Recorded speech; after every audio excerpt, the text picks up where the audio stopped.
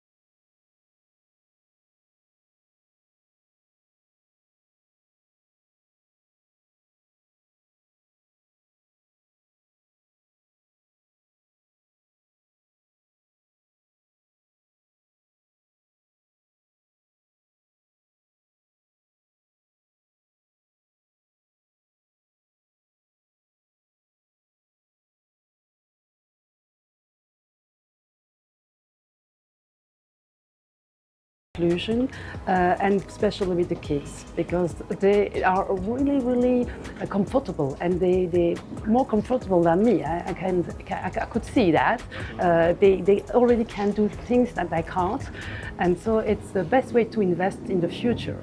It's to bring them tools in the digital technologies in order that they can manage the future better than.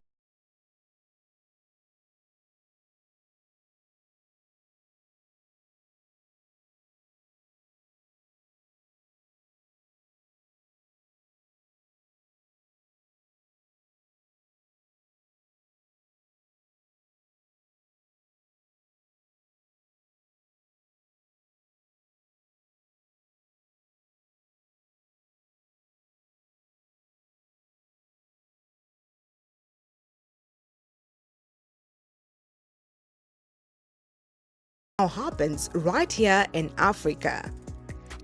Since 2019, refurbishing and recycling have taken place in local ETED facilities in Mombasa, Kenya, the DRC, and South Africa. Devices are tested, repaired, and repurposed by Africans for Africans. It's a cycle of empowerment that creates skills, jobs, and sustainable impact. And now, with a new hub in Kibera, that cycle extends to classrooms, unlocking new possibilities for the next generation. Close the Gap is a social enterprise. I founded it 25 years ago in Brussels, in Belgium. But 7 years ago, we opened our first chapter on the African continent in Kenya. We actually try to play a game in what we call the circular economy, and in circular IT, to be more specific, to basically find a way to improve an ecosystem that computer devices can actually get a second lease of life when their first B2B use has come to an end, mostly for economical reasons, not from a purpose of using them or from a life cycle point of view. So in Belgium, the group that we founded, Close the Gap, today is called Circular IT Group, and we upcycle every year over 1.5 million computers.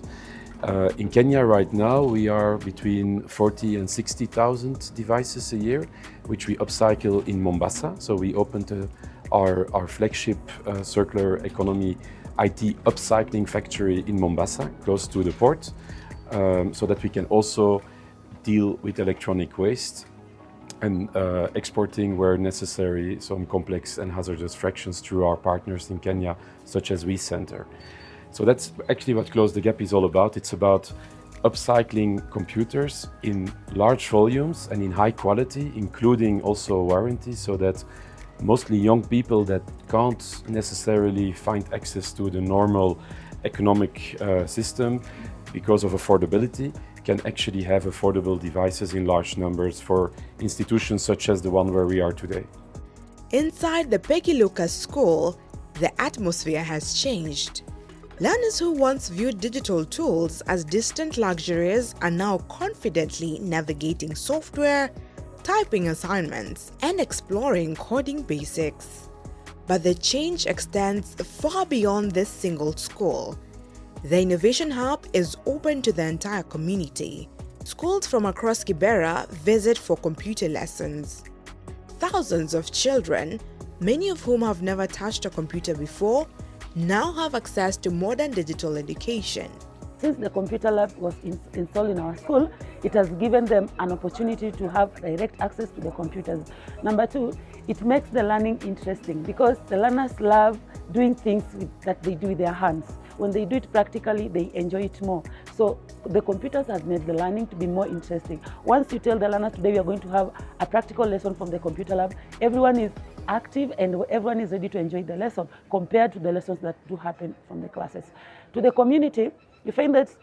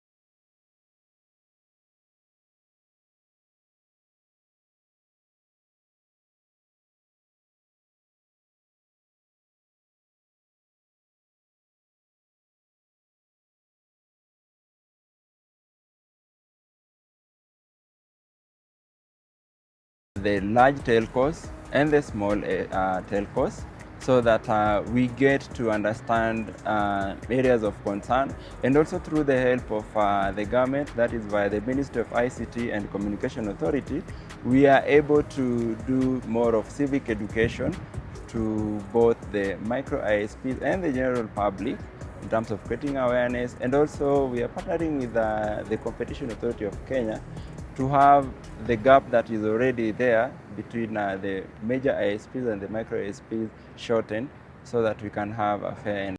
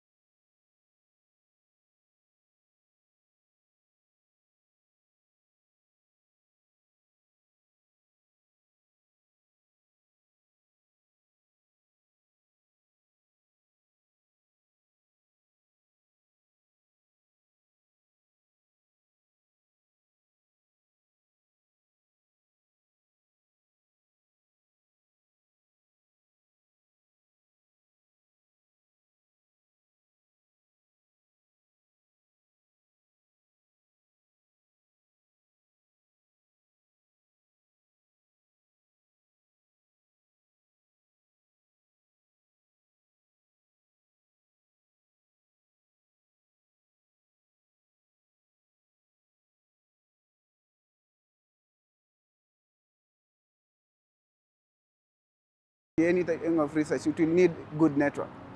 We are heading to a place, on a place as a country, because we are already seeing this in other nations, where we have self-driving cars and all this in terms of new technologies.